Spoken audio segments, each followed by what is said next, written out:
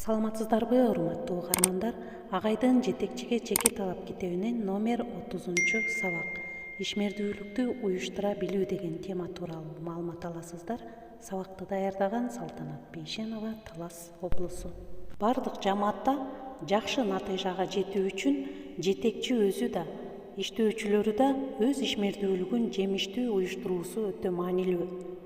Максатка жетүү үчүн ишмердүүлүктү уюштура билүү керек. Эгер өз ишмердүүлүгүбүздү жакшы уюштура албасак, өмүрдөгү максатка жетпей калабыз.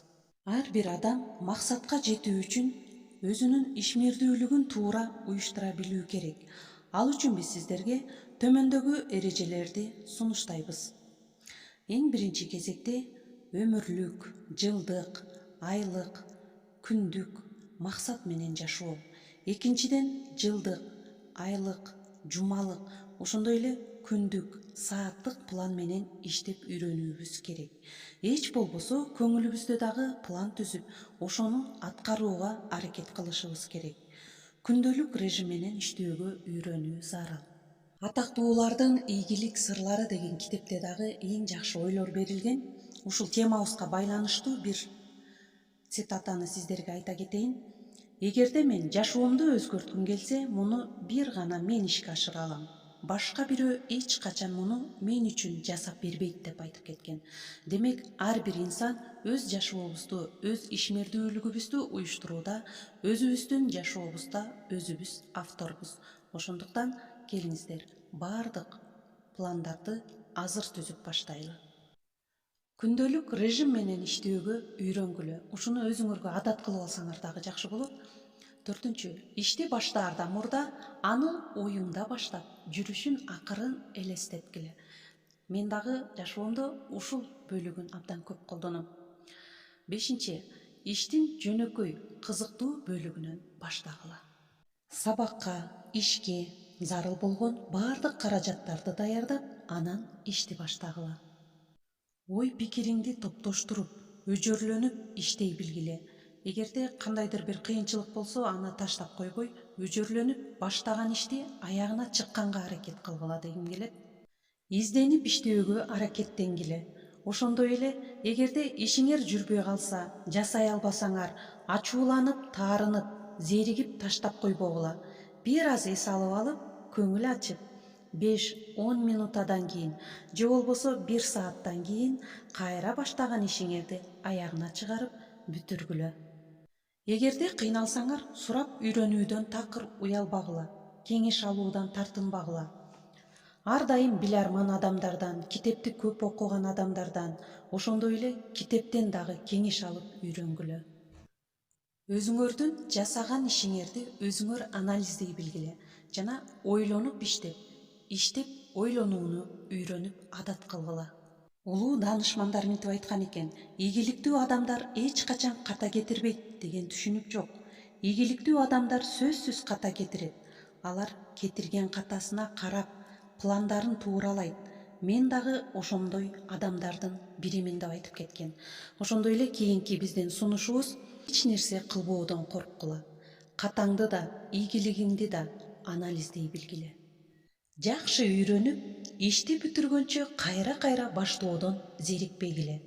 Ар бир ишти бүтүрүүнүн бир нече жолу бар экенин унутпагыла.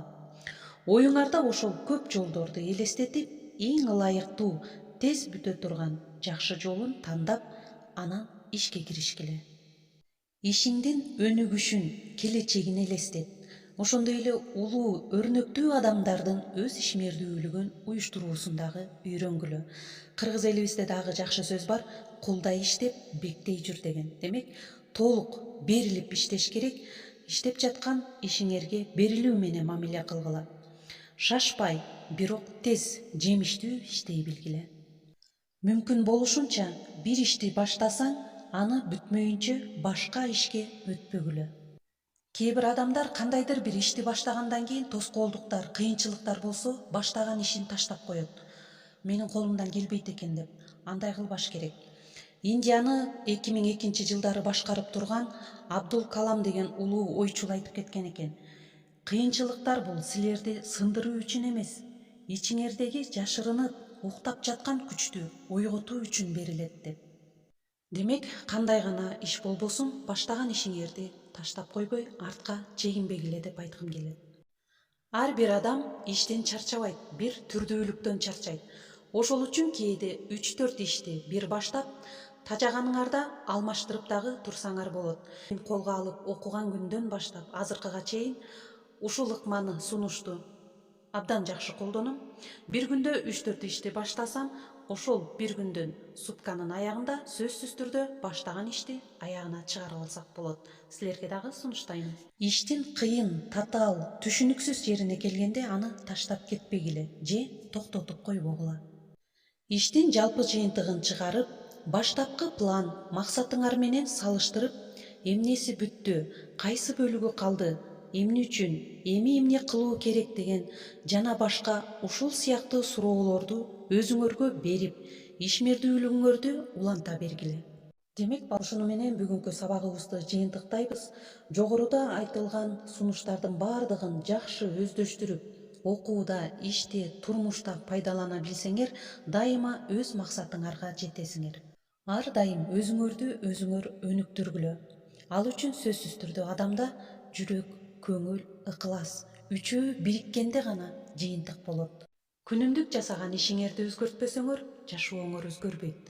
Өзүңдүн ким экениңди билгиң келеби? Сураба, тезинен ишке кириш. Жасаган ишиң сенин ким экениңди аныктайт деген цитата менен бүгүнкү сабагыбызды жыйынтыктайбыз. Көңүл бурганыңарга чоң рахмат.